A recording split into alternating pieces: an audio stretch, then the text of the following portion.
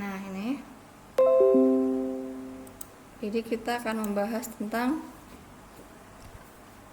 alat ukur fisika. Alat ukur fisika ini banyak bermacam-macam. Dilihat dari tujuan kita itu untuk mengambil data apa, untuk mengukur apa. Nah, di sini kategori alat ukur kita sesuaikan dengan besaran ya.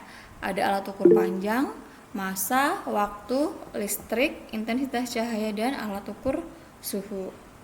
Nah, untuk alat ukur panjang ini dasar sekali dan semuanya pasti sudah pada bisa, sudah paham ya. Itu contohnya ada penggaris atau meteran, kemudian ada jangka sorong, dan ada mikrometer, skop. Itu hal yang paling dasar. Kalau jengkal disebut alat ukur bukan? Misalkan kan biasanya kalau pembuat baju gitu kan, ngukurnya pakai jengkal ya. Wah, ini lebar dadanya berapa? Oh, 2 jengkal. Ini termasuk alat ukur bukan kalau jengkal tangan gitu kan? Itu bukan ya gitu. Karena apa? Karena itu nggak stabil besarannya gitu. Karena nggak tetap antara tangan satu dengan tangan kan berbeda. Antara orang yang mengukur, oh panjangnya segini 1 jengkal. Terus antara kamu yang mengukur juga berbeda gitu. Jadi itu tidak valid karena besarannya tidak tetap gitu. Tapi yang tetap adalah penggaris, jangka sorong, dan mikrometer, skop. Nah, mungkin kalian juga sudah paham semuanya ya. Jangka sorong. Nah, jangka sorong biasanya digunakan untuk apa? Biasanya digunakan untuk apa coba? Mengukur diameter ya. Misalkan diameter panjang benda juga bisa, yang skalanya adalah yang teliti. Kemudian diameter tabung, baik itu diameter dalam maupun diameter luar. Misalkan mau mengukur tutup botol gitu kan, diameter dari tutup botol itu juga bisa menggunakan jangka sorong. Nah, Ibu harap ini kan sudah bisa, jadi tidak perlu Ibu jelaskan lagi cara mengukurnya. Di atas ada skala utama, di bawah ada skala noniusnya. Tinggal nanti dijumlahkan dan disatukan satuannya menjadi milimeter. Nah, ini Ibu harap juga kalian sudah paham. Kalau nanti tiba-tiba kita eksperimen fisika, kemudian alat ukurnya ini kan harus bisa membaca. Caranya gimana? Caranya adalah kita lihat yang skala atas adalah skala utama, bawah skala nonius. Yang atas kita lihat yang satu berhimpit dengan garis yang di bawah mana? Contohnya misalkan di sini setelah 40 angka 0 yang di skala nonius ini terletak setelah angka berapa yang di utama. Kita lihat ya. Kalau ini jaraknya adalah satu satuan, ini kan 40, ini 50, berarti satu satuan. Nah, angka 0 itu terletak setelah angka berapa ini? 42 ya. Berarti adalah 42. Nah, kemudian kita lihat yang berhimpit yang mana? Misalkan di sini yang berhimpit adalah ini, 7. Berarti tambah 0,7. Jadi ada 42,7 mm. Nanti tinggal dijadikan ke satuan SI misalnya. Kemudian yang kedua adalah jangka sorong. Nah, ini coba dicek ya. Nanti akan Ibu share PowerPoint-nya, kalian mencoba. Nah, mikrometer skop. Mikrometer skop itu juga sama ya. Di situ ada utama, ada noniusnya. Utama tuh yang di sebelah skala putarnya ini. Yang di sini maksudnya skala tetapnya. Nah, ini skala putarnya itu 0,01. Nah, ini juga sama. Kita lihat garis yang di sini itu setelah angka berapa di skala tetapnya baru nanti dijumlahkan dengan skala putarnya. Tapi dilihat yang berhimpit ini terletaknya di mana. Contohnya ini adalah 5,5. Kenapa 5,5? Karena di bawah ada strip. Kalau ini nggak kebaca berarti hanya 5,0. Nah, kemudian ditambahkan dengan yang berhimpit mana? Oh, ini garisnya yang berhimpit. Nah, dihitung dari sini ke sini jaraknya berapa? Oh, kira-kira 0,28 mm. Berarti 5,78 mm. Seperti itu. Kemudian alat ukur massa. Jadi bukan berat ya. Kadang kita salah kaprah, salah salah ngomong gitu ya. Gembong, berat badanmu berapa sih? Itu salah. Kalau orang fisika bukan berat. Berat itu apa? Massa dikali gravitasi. Jadi kalau ada yang menanya, "Gembong, beratmu berapa?" 700. Ya, benar 700 beratnya. 700 apa? Newton. Gitu. Tapi kalau yang dimaksud adalah kita yang diukur pakai timbangan tuh massa. Karena kita orang fisika, kalian sudah tahu gitu. Orang lain kan mungkin karena dia bukan orang fisika jadi bilangnya berat-berat gitu, kan salah. Yang benar adalah massa. Kalau berat itu dipengaruhi oleh gravitasi bumi. Jadi yang benar massa ya gitu. Aulia, masamu berapa? 55 kg. Nah, itu berarti benar gitu. Tapi kalau ditanya berat, kalian harus jawabnya dikali gravitasi bumi gitu. Ada apa saja? Ada timbangan digital, neraca Ohlson 3 lengan ataupun neraca 2 lengan ya. Ini juga pembacaannya masih gampang ya.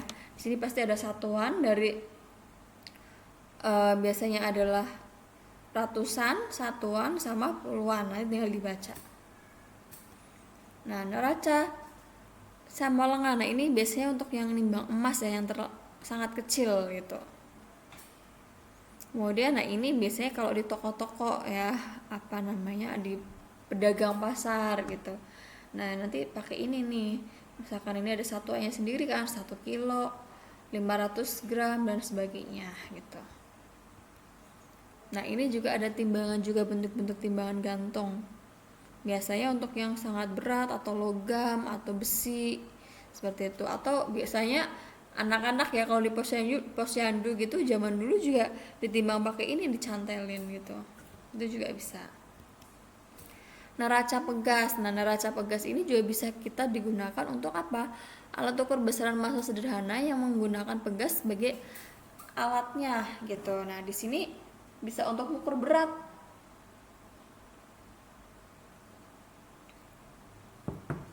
Karena apa? Adanya defleksi pegasnya itu ditampilkan dalam skala massa. Jadi ini sudah dibagi dengan gravitasinya.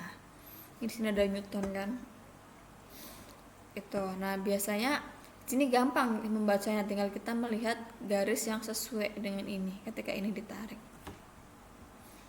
Alat ukur waktu. Nah, alat ukur waktu di sini ada apa saja? Sering kita lihat adalah jam, stopwatch, kalender, itu kan alat ukur waktu. Nah, kalau alat ukur waktu ini tergantung penyesuaian kita gunakan buat apa. Kalau eksperimen biasanya lebih ke apa? Stopwatch karena lebih teliti. Skon ya kan, lebih teliti nilainya. Nah, ini ada stopwatch analog dan ada stopwatch yang digital. Kemudian alat ukur listrik itu banyak ya, ada ampere meter, kWh meter, ohm meter. Ampere meter berarti jelas untuk mengukur apa? Arus listrik ya, yang mengalir pada suatu rangkaian. Nah, bentuknya seperti ini, ada analog, ada yang digital. Ada juga multimeter, maksudnya yang semuanya tuh ada gitu kan. Ada, kalau ini kalau nggak salah multimeter ya namanya ya. Jadi arus bisa kita ukur, tegangan bisa kita ukur di sini gitu. Tapi ada juga yang khusus untuk ampere meternya saja, untuk mengukur arus listriknya saja juga ada. Kalau yang ibu tampilkan ini adalah multimeter, jadi banyak gitu, bisa untuk mengukur arus, volt, kemudian apa namanya tuh ini ohm, resistansi ya, hambatan dan sebagainya. Voltmeter untuk mengukur apa? Tegangan listrik yang mengalir pada suatu rangkaian. Nah, bentuknya juga bisa seperti yang di multimeter tadi atau yang seperti ini yang analog. Ohmmeter juga sama ya, ada yang bentuknya analog seperti ini atau gabung ke dalam multimeter.